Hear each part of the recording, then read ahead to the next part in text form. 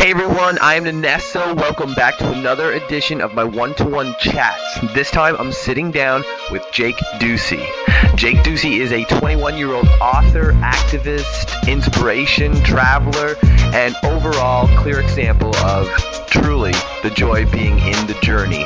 Jake just traveled the world for 6 months and he wrote a book on it called Into the Wind, and now he's just about to embark upon a North American tour to promote the book and so much more. I'm super excited to sit down and chat with him. It's been a long time since I had one of these one-to-ones, so I hope you're looking forward to hearing them again, and there's more to come. But right now, without further ado, I give you Jake Ducey.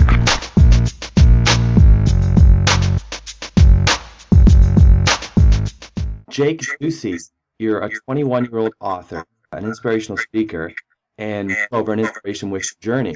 Your debut book title, please, and give us a little bit about it. Thank you, Daniel. My book is called Into the Wind, My 6-Month Journey Wandering the World for Life's Purpose. That's out April 11th, and the foreword's by Laird Hamilton, the world champion big wave surfer. And essentially what it's about is that most of us are risking our whole lives thinking that we can live later in life. And that's how I was living my life. I was 19 years old. I was playing college basketball and studying in school. I was studying business and I was doing what I didn't want to do with my life. And I realized I turned to self-help books to find some peace in my life because I was partying heavy, using everything from alcohol to, pills, cocaine. And Right. I had even flipped my car 4 times 400 feet down a ravine one night when I was drunk. Yet that did not stop me from drinking. And Apparently not. finally, I realized how unhappy I was, and I turned to self-help books. I realized after I had, it comes to the point where a lot of us can begin reciting the possibilities and the capabilities that we have, yet we're not actually living them. What I realized is that I was learning it. I knew what the possibilities were, and I wasn't testing them. I was waking up every single day knowing I was doing something less than my wildest dreams, yet I never did anything. And so I realized I had to live it. And so I took all my savings that was going to be for rent, gas, etc., food, and I traveled around the world without a map, essentially to prove what I was reading from Wayne Dyer and Jack Canfield, that we can do anything. So I said, if this is true, I'm going to prove it. And so I went around the world to prove to myself and ultimately to others through the book that when we follow our heart, anything is possible. Right on. And now here you are standing with your own book that people will, refer to as their self-help or their catalyst for them to do something like you're doing with your wildest dreams. Yeah, right. That's cool. So it sounds like you had, you're 21 years old. That's not a lot of life to live, some people would say. I mean, the self-help books that you're out there reading, they're not written by people necessarily of that age, although I think a lot of good ones are yet to come. And you were just like a surfer kid, I guess, on the West Coast, California life. You said you partied, you did whatever. What was the catalyzing moment that like actually impulsed you to pick up a self-help book? I think the first one, we don't consciously pick it up. I think it comes to us. Right. And mine came to me. Some of our first spiritual catalysts happen without us even being conscious of such phenomena before. And my brother gave me A New Earth, Eckhart Tolle book. I Right. didn't want to listen to it. It took me like 3 weeks to finally listen to it. And it was the audio. And Eckhart Tolle said, is there life in your hand? Don't ask your mind this. Bring your attention to your hand and feel if there is life in your hand. And I could feel there was energy in my hand, and I had never felt energy. I had never been outside of my mind before. We're always racing around. We have to wake up as soon as the alarm goes off. Then we have to be here. Then we have to be there. And then it's time to sit down to study or to go to work. And then after work, we have all of our things that we have to do that we didn't get to do. Then we get to eat dinner, and then it's back again. And the cycle just keeps going, and we never have any space in our mind. And I finally got space in my mind, and I realized that all my life I had been chasing things outside of myself to have feelings, to create these desirable feelings, when actually they were already there within me. And that was that was crazy when I realized that all my life I thought that happiness was when I achieved something or did something or had something. And I realized that that wasn't true. That happiness and feeling good about ourselves is available for us all the time if we make the effort towards that. As you're proving with your example of your life, I mean, it clearly is about the journey, not the destination. Yeah, absolutely. Absolutely. Yeah. One of my favorite phrases is the joy is in the journey. Yeah, right. Once we get there, once we get to the end point, once we get to that thing that we thought we wanted that would make us feel better, we realize, okay, maybe we kind of do, but now all of a sudden I have a new variety to choose from, new series of contrasts, and now I want something else. So really, do we ever get anything done? Is always this, I guess, eternal wanting, and some people use it as a prompt and do something like you've done, which is, travel the world for 6 months just on an impulse, on an inspiration. Did you have anything in mind with the trip, like when you started it? How long was it in between reading self-help books and the beginning of this journey that you took? Well, I actually I realized that I wasn't doing what I wanted to do at the end of my freshman year of college. And so for I stayed for 3 semesters. So for the next 2 semesters, I spent all my time reading and learning how to write. I taught myself how to write by retyping my favorite books. And so basically what I did all day for about a year, I just read all day self-help books. And um so I knew that the best way for me to grow as an individual was to not have everything planned. Because if I didn't have everything planned, I'd have to rely more on myself, my faith, and developing my character and my communication skills, and also my ability to quiet my mind so I could hear my intuition. And so the only thing that I had in mind was that I wanted to meet a shaman in Guatemala where I began. And that I did not plan that. However, 2 hours after I got there, I found myself in the coffee fields sitting with a shaman in Lake Atilan, Guatemala, in which he told me everything about my life, past and future. It was so shocking to me that I was just shaking and crying on the ground. Yeah. And he told me about my accident, what I was to be doing. And so part of me thought before then I wouldn't ever come back. And what I realized actually was that there was nothing in the world that I was actually looking for. Everything was inside of me.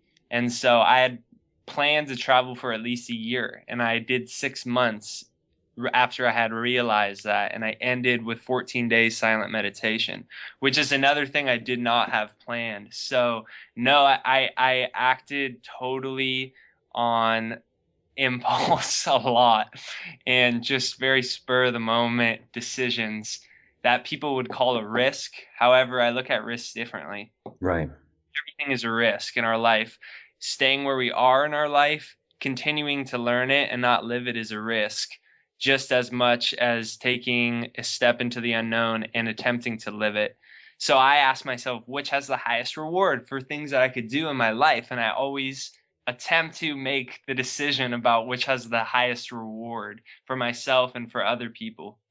So it sounds as though, like, just before you had that journey and you did that 1 year of just reading those self-help books, you even retyped your favorite, and that was a way of, I guess, like repatenting what it was you were like taking in as your reality. But I mean, that's a pretty intense thing to do. That's a pretty strong area of focus for someone, I think, of any age. You know what I mean? Because like my experience, I wouldn't say I read type self-help books. I don't think I've ever made it through a full one. You know what I mean? Just because it's you can pick up on the vibe kind of thing, and that's what I do, and then it unfolds from there. So, what is it that you would say was was the pivotal moment where you put down the book and said, I've got to go and apply this myself, or I'm not going to read any more of someone else's version of this space that they say is within me. I'm going to go out and I'm going to live from it myself. Well, it got to a point where I wasn't in taking any new information anymore. That's it. When I realized that, when I started going through some books, and I was like, okay, I already know this as a mental concept. I already knew it, not as not as a certainty within myself, just as a mental concept. And I realized that there's a distinct difference between the two. One's coming from experience and one's coming from outside information. And everything was coming from outside information. That's And it. I said, well, what has the highest reward for me? It would definitely be a high reward to go around the world and write a book and be a 21-year-old author, because the next youngest, is probably in their 30s for this style of books. And so I said, I'm gonna go and I'm just gonna do it. And the worst that happens is that I come back to where I am now. Back where you started, but Yeah, really different. yeah, right. Right. I guess that proves that the journey is really where it's at, because when you make the journey your goal, I mean, that's instant success. I mean, you went 6 months and you knew you'd be back at your house at some point, but you never let that stop you because, if I'm just going to end up back at my house, I might as well not go. It's not really about that. It's about the rendezvous, the expanding experiences that you're going to have, and the places that you have no idea what they'll, give to you on your plate. Your book, what kind of format is it? Did you take notes when you traveled, and is that what you've got the base from, or is it kind of like a hindsight thing from when you came back? It's story. It's a narrated story. And I also spent time rewriting books like The Great Gatsby. So it's a story format of me writing while looking back on it, but it's not a self-help book. It's a story. It's It's an a great doozy. Yeah, yeah, yeah, right. Yeah, it's no I don't believe in self-help principles in terms of study these principles and you'll get where you need to go, or here's the steps. It's not like that. Right. And I mean, I can see really clearly part of what intrinsically brought me to, reaching out to you is like I see the space where you're at. That's what I've practiced myself to do. And I'm like, who is this guy? And then I read into you and I'm like, oh, I saw his TED Talk. And then he's got a book and he's got a really cool story and he's really young. And so I knew right then and there that I'm like, if he's this young, speaking this profoundly and having that much contrast in his life cause him to want more and then to go out and get it, he must have like, it's that nutshell thing. It's like it's that thing that's within all of us. And when you start that momentum going, there's no way to slow a train, really. Do you find that after this whole thing, this awakening you've had in this new way of life, do you find that it's easier for you to sift through your day-to-days, like your friends, your relationships, your work, whatever it is you have to do? Do you find that it's actually easier for you to just do it? Yeah, primarily because there's a certain level of detachment now, especially after 14 days of silent meditation. What the journey taught me is that life's not really that serious at all. And we think Perfect it's just, words. Perfect words. and, you know, I remember when I left school, and the fear part of my mind was like, you're leaving school, you're gonna ruin your whole life, and everyone was telling me that. And even if I did, it wouldn't be that big of a deal because you can correct it if you really want to. The only time you really quote unquote fail in life is when you really don't want to be here. Like, Right. so I just realized along the journey how uptight we are with every. I did a bunch of stuff that people would probably say is like reckless or stupid, and stupid in terms of like getting on a plane to Indonesia, and I had lost all my bank cards, but I went anyways, and I had no money, and you know like things like that, and it makes you realize that everything's going to be fine. And it's allowed me to definitely deal with situations a lot easier. The Yeah. one difficult thing for a while was that there's so much going on back here. We think we create a lot of it in our minds and make everything a lot more intense than it needs to be, but we're moving so quickly all the time, and we're always going and we're always moving. That was a hard adjustment. That was a really hard adjustment. But yeah, in terms of relationships, all the different aspects have caused different things. Relationships have shifted because I met so many incredibly impoverished people who were some of the most exceptional human beings I've ever met. When I lost all my bank cards, a family took me in the concrete shacks. I tried to pay them back after a while. They gave me a phone to call America. They fed me. They drove me around, everything. Right. I tried to give them money back, and they told me the purpose of life is to give without expecting return. Those same people ended up saving my life a few weeks later. I fell off a cliff, and that was when I realized there was nothing in the world I was looking for. Wow. And I realized what it meant to be a true friend, and it gave me a new perspective on relationships, which was something that I entirely did not have. And different experiences gave me different things. Traveling around the world without a map and without ever looking at, Lonely Planet stuff, anything like that. And that taught me a lot more to trust my intuition. Right. Everything has served me in a different purpose, but it's definitely, my eyes are a lot more relaxed while I look into the world here in America. How about that? Yeah. Well, when you did get back, then I guess another way to put it is, how did people react when you did come back? Like your family, your friends, your coworkers or whoever. Did they notice that there was a different Ducey when he came back? Yeah.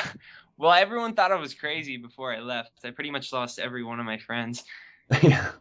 my Well, family. how do you explain this whole thing that you want to do with the shaman in the desert and That's why one of the reasons I had to write the book, because I couldn't explain it to anybody. right. And so when I got back, everybody noticed the shift, especially since I was in silent meditation, meditating 10 hours a day for 14 days, just a week before I got back. So I was definitely on what people would call a spiritual high, that's for sure. And everything has shifted drastically since before I left. Everyone that thought I was crazy now has, reached back out to me and, follows me, or, like, Right. so it's funny, it's, we know inside of us when we see someone who's living authentically and doing what they want to do with their life, and eventually we realize it, no matter how much we deny it at first, because it's threatening to the comfort that we live in. Yeah. Yeah, for sure. I mean, 14 days of meditation as well. I think that would put anybody on a spiritual high. When I meditate, it's for like 15, 20 minutes a day, and various things I do bring me into the meditative state, so I don't always sit there in silence. But a meditation is a huge part of what I do, and I know the benefits. But I mean, 14 days, 10 hours a day, silent. Um, Coming from like, did you meditate before you did that? Yes, I had been meditating. I began meditating, I think.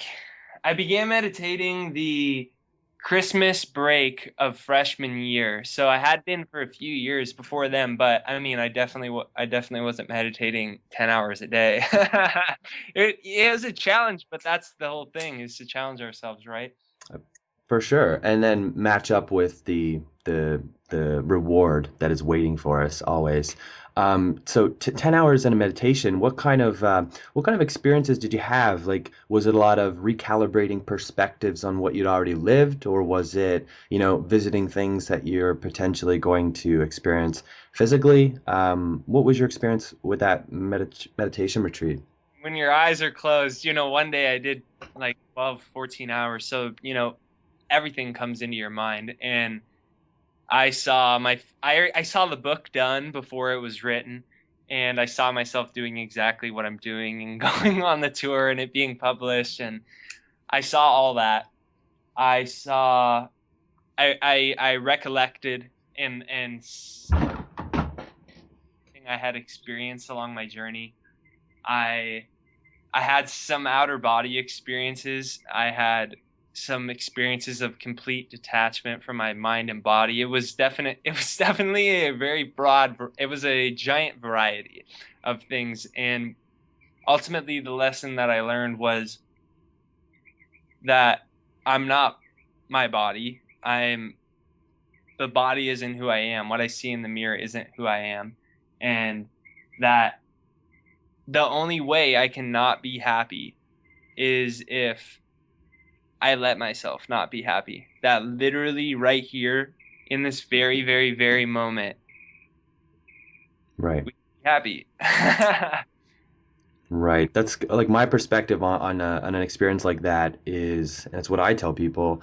You can't go back. There is no regression in the sense that once you know, you can't ever go through the same circumstances or conditions and not feel that discord. So for me, like my experience, I would then start applying that back and be like, whoa, I can't ignore the fact that I don't feel good right now. Now I have to do something about it. And I can do something about it by virtue of what my thoughts are on that subject or what I'm offering, with my vibration or my mood on it. So do you find that you've got yourself, dinging with an inner compass now, like when you have yourself in situations that would, slightly overwhelm the average Joe or even get to you personally? Do you find yourself saying, no, I've got to do the work to make myself feel better because I know I can and I know how and now I must? Will you please repeat that one more time? I know that was a pretty big question. No, it's great. I'm pretty sure I heard it, but I just want to make sure that I answer it That clearly. totally. Well, in essence, what I mean there, in other words, is now that you know what you know, you can't go back. So, is it Right. for you, the work is done immediately in the now, whenever you're faced with this? Yeah, right. Well, you know, I like to say that I don't believe in someday Right. because it doesn't exist. So, yeah, well, you realize even people that have quote unquote not done the work, even people that aren't aware of something like this, really when you don't feel well. And when you do start to improve your life, you realize that yeah, you do have a responsibility to make yourself happy, and that's only possible now. Like saying in 4 hours, I'll go to the gym in 4 hours. Somebody's trying to lose weight. I'll go to the gym in 4 hours. Then that turns into 3 days. You know, so Right. right now is the only time. That's absolutely true. Right now is the only time that we can allow ourselves to feel good.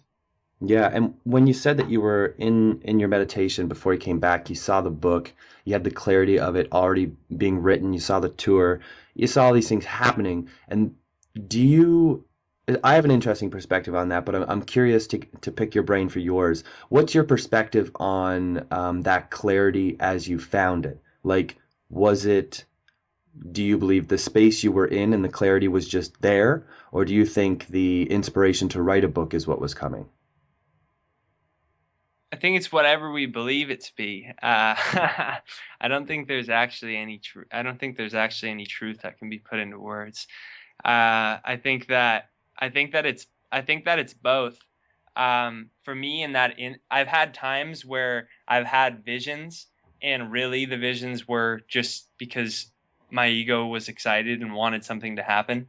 But when I was there, I was in such a space of who I really was, the most I'd ever been in my whole life by far. And I was communicating. This is not something I will be saying on mainstream interviews, but Perfect. communicating with entities and energies and beings that I couldn't see. Right. and they were telling me what I was. I know I didn't think I'd ever say this, but No, yeah, like you know what? This is the perfect platform because I was kind of prying that I was trying to get that out of you. I'm really intuitive and I can feel that that was there. And I'm really curious because I feel, I don't know your experience, but I can feel that you've had a very interesting, a very juicy experience. And I mean, yeah, I feel like at some day you will share this with people because yeah, I will share all this, but my goal is to reach my book's unique because it's a story format. Somebody who has no interest, no background, and would never read a self-help book will and already has read my book because it's a story. It's an adventure story and it's practical. And so I didn't recount everything that happened to me in silent meditation because some people will shut the book. right. And but yeah, man, I definitely everything's energy, and we can only see a small portion of visible light, and there's things just outside of our visible light, and everything's intelligent energy, and there was certainly intelligence that was transmitting energy into me. And yeah, I knew I came home with such a knowing that I was gonna do this. Like my mom was like, "Oh, you need to go to school and learn how to write." And you know, time after time, I contacted all the top literary agents. They all rejected me, not even because of the book. They're like, "You're 21 and you're not famous." And I just kept saying, "No, this is what I'm doing." And I now have the top literary agent in the world, #1 in best-selling books. His name's Bill Gladstone, and he became my agent because I showed up at his front door. I found his address online and I knocked on his front door. And the reason I did that is because I left those 14 days of silent meditation with such a knowing that still is with me today. And I believe that is because I absolutely saw the future that I would like to create as my destiny, that was there and I was experiencing it in present time. And so it created such a knowing. Yeah. And my old saying is once you get that knowing going, nothing can stop a train. Yeah, right. Absolutely. Absolutely true. Only thing that can stop it is itself. We're unstoppable to the extent that we don't stop ourselves. Exactly. And life's it's about pacing too because when a train stops from going, 100 miles an hour, it has to slow first. And then if it wants to go the other direction, it has to gather more momentum going the other direction. So just as a journey and things like this has happened for you over, it was progressive over like a couple of years building up and then happening. And, some people, when they read self-help books or inspirational stories, they almost see it as a flash forward. They see it as an overnight. They see it as, oh, well, if this person went from here to here, I can too, and I don't need to do it in that pacing. But how important was pacing for you in your journey? Not just the travel, but the couple years before. How important was it, and how have you come to appreciate that unfolding now? How important have I come to appreciate traveling or Not traveling would, I guess, I would include that in part of the journey. So how have you come to appreciate the whole unfolding of the friends you had, the books you found, the well, the most beautiful part is for me is not knowing. Like I the coolest thing ever just happened to me on Saturday. So far I'm pretty sure it's the coolest thing that's happened in my life and one of the top 3. And that's Jack Canfield. I had dinner with him and his wife on Saturday, and he's mentoring me now. And um that happened. I didn't expect it to happen. And it just all these things unfolded. Somebody said, "Oh, he's over there," and it was at a place for dinner, and it happens the seat next to him is empty, so he invites me down to dinner, and it turns out his wife and my mom went to high school and middle school together. So the books that I found, the new friends that I found, they've all been surprises. Yeah, I've wanted things like that to happen, but exact experiences, the details of the experiences, they're all surprises. They're all miracles. And the most beautiful thing is, yes, having a vision, but not being so attached to it that life can't come and work its magic through it. So the most awesome part about for me is I know I'm going to meet awesome people, awesome friends, awesome teachers, read great books, but I don't have them all stuck in my mind about what exactly it has to be. And when we don't have that, when we're not so controlling, that's when life can come through. And so to me, the most beautiful part about the journey is the surprises that happen when you are focused on the journey and not your destination. Because one of my teachers once told me that the saddest day of my life was when I realized all my goals. Yeah. Well, really, then, well, what else is there then? Yeah, right? Well, what next goal, please? Remember, it's about the journey here.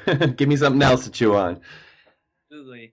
That's awesome. So, would you say that you're like an advocate for the magic of unfolding and these little surprises or synchronicities that are latent in our experience when we do that?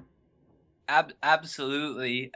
And I think they come about not I think, I know they come about way more when we can take some make some decisions that our conditioned mind or society would look at as a risk. Because when we're taking a risk, we're trusting in the unseen. And when we're trusting in the unseen, it allows itself to become visible to us in forms of miracles, in forms of surprises, new friends, new teachers, great success with my book, great success with your job. All these things come when we can trust in the unseen. It is your faith that makes you whole. So Jake, what would you say to somebody who is fertile enough and ready to sort of birth themselves anew or take a journey like you have, maybe not in travel, but through life? What would you say is inspiration for people who just who have that yearning and wanting, but there's a few things that are kind of holding them back, like you had in your experience? What would you say in advice to someone like that? Thank you. Three things. One, you don't have to travel around the world to make a difference. I went around the whole world and I realized that opportunity is here now. Opportunity is always here now. Number two is that there's never been such an abundance of opportunity for anyone who's seeking to give rather than just to gain. Right now, especially in the world, that when we're looking to give ourselves to the world and make it a better place, there's an abundance of opportunity because it's essential right now that we're on a course to complete destruction for the human civilization. And so every time we're looking to improve the world, there's an abundance of opportunity. Right.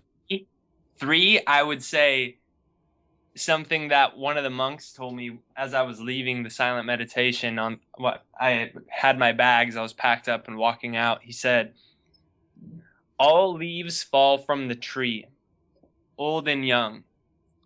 When the wind blows, all leaves fall from the tree, old and young. You have no control over which leaves fall. We're the leaves, old and young. Would you be satisfied if your leaf fell off the tree? Would you be happy with what you're doing right now in your life?" I said, "No, I want to go back to America and I want to write this book and I want to do this." And so I left 2 days later. So to speak. And now, when was it that your journey concluded? It concluded May 2011. I think like May 10th, something like that. I forget the exact, I don't remember all the exactly. I started the book the middle of May. I came back in May. Right. And then how long did it take you until you were satisfied with the book's completion? Like just in concept, I'm not saying up until it was edited and sent to the publishers, but like when you had it on paper, maybe it was even in pencil or something, and you were just like, all right, this is my book. Yeah, well, I made a goal with myself to finish the whole first draft before my 20th birthday, July 16th of that year. So I finished I got the book was 350 pages and they cut it to like, after, I cut a bunch out too, but it's like 170 right now. So I got which was essentially an outline for the whole book. All the meat was there, and then it was just fine tuning it. That took me 3 months, but I went away by myself and just wrote it, So yeah, about then, the end of that, and then from there it was just tuning it. The last time I actually did writing on it was February of 2012, and then since then my editor was editing it.